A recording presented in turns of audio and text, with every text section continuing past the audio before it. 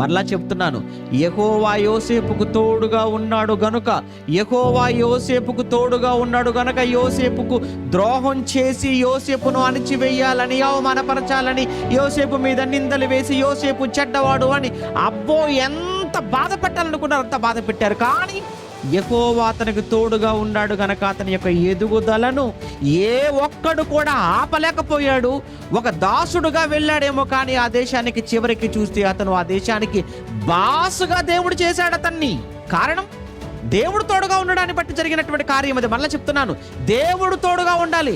నీ వెనకెవరున్నారో వద్దు, నీ పక్కన ఎవరున్నారో వద్దు, నీకు దేవుడు తోడుగా ఉన్నాడో లేదో అన్నది ఒక్కటి మాత్రం నువ్వు ఆలోచించాలి. ఎప్పుడు దేవుడు నీకు తోడుగా ఉండాలంటే నువ్వు యథార్థంగా ఉండాలి. యథార్థత ఉందా? ఆ నమ్మకత్వం ఉందా? ఆ పవిత్రత ఉందా? ఆ భయం ఉందా? ఆ భక్తి ఉందా? దేవుడంటే ఆ భయము, భక్తి, పవిత్రత, యథార్థత నీలో ఉన్నంత వరకు ప్రపంచం అంతా ఒకవైపు ఉన్నాను, ఒక్కడు ఒకవైపు ఉన్నా చాలు, విజయం నీ వైపే. కారణం నీతో ఉన్నవాడు సర్వేశ్వరుడైన దేవుడు.